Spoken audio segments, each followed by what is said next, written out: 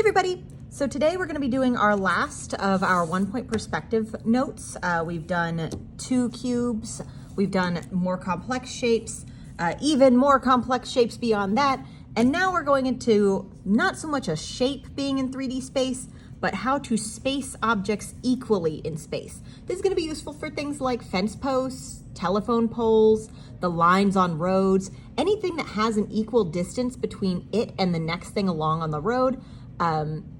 Generally, it looks funny if you're trying to guesstimate it, is all I'm saying. So this is like a method by which you can actually figure out where those all are gonna go.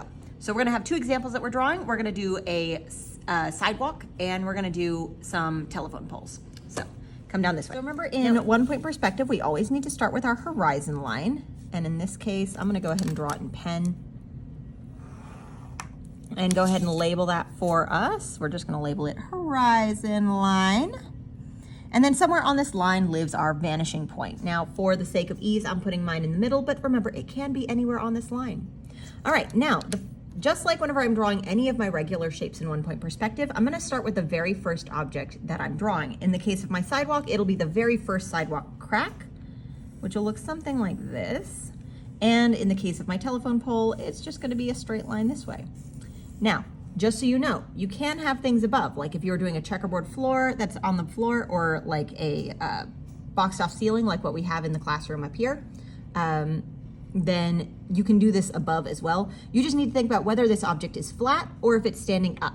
If it's flat, you're gonna need a line like this to start from. If it's going to be vertical, you need a line like this to start from. And that's one of the tricky things to do as you keep going, is that these lines do need to stay perfectly horizontal or perfectly vertical, and it's very easy to start getting them tilted. I'll show you where.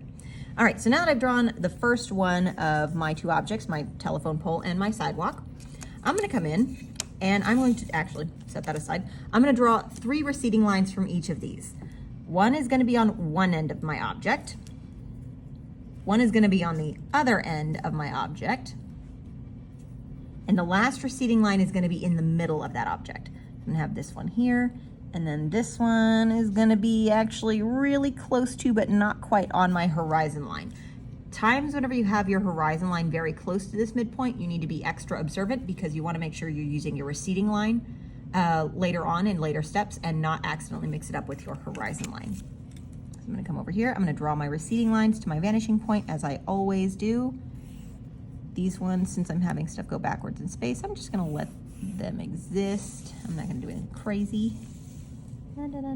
Whoosh. And here's that line that you need to be careful of, because it's very easy to mix up. And this one here. Now what you're gonna have looks essentially like 2 little triangles.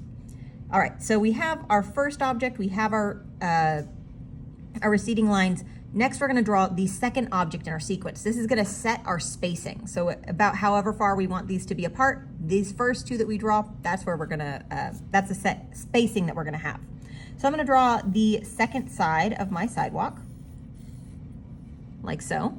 And again, this is where you're gonna what you're gonna wanna do. You're gonna wanna go off this way for some reason. Like your brain just wants to give you a right angle, and this is closer to a right angle than this is. Like right there. So you're gonna start drawing it off in a random direction. Double check yourself that you're not doing that, because you will find that you have a very twisty, slopey sidewalk if you're not careful. Same with your telephone poles, you'll end up with weird, crooked telephone poles. So I'm gonna say that my next telephone pole is gonna be a little bit further along, and it's gonna sit right here. Something to keep in mind is that the ends of these objects are going to sit on my same receding lines. The bottoms and the tops are gonna line up, which means they are gonna hit the same receding line. All right, now here's where it's gonna start getting kind of tricky looking. So in order to find the third object, I need to hop back 2 objects. So I'm gonna hop back to the second object, hop back again to the first. I'm gonna draw a dotted line that goes from the end of my first spacing to the middle of my second spacing, which is why we have that receding line that goes through the middle. And I'm gonna draw a line that connects those and then keeps going to my last receding line. So it's gonna look like this, right there. This is where my next object is hitting that receding line. So since I know this is a sideways object, I'm gonna have my sideways like so. Now to do the 4th one along, again, I'm gonna hop back 2. I'm gonna hop back to the 3rd, I'm gonna hop back to the 2nd. At the 2nd, I'm gonna start at the end, On my third, I'm gonna go through the middle. I'm gonna draw my dotted line. And where it hits, that is where my next line is going to go, or my next spaced object, whatever it happens to be. So you wanna go until you have 5 completed sidewalk squares. That's 1, 2, 3, and then 2 more, 4 and 5.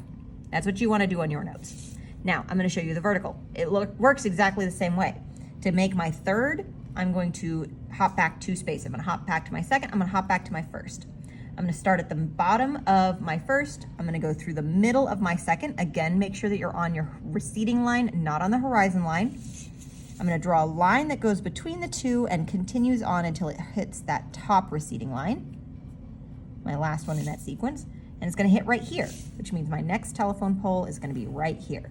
Again, it's gonna be very tempting to go out one direction or another. Make sure it stays nice and straight. To make my fourth one, I'm gonna hop back to my third, to my second. I'm gonna start at the bottom of the second through the middle of the third. Dot, dot, dot, dot, dot, dot, dot. Draw a line that goes straight down. I should have used my ruler, but I'm trying to go quickly. All right, so again, you wanna go until you have 5 or 6 telephone poles, 5 sidewalk squares, and once you have all of those in, you're golden.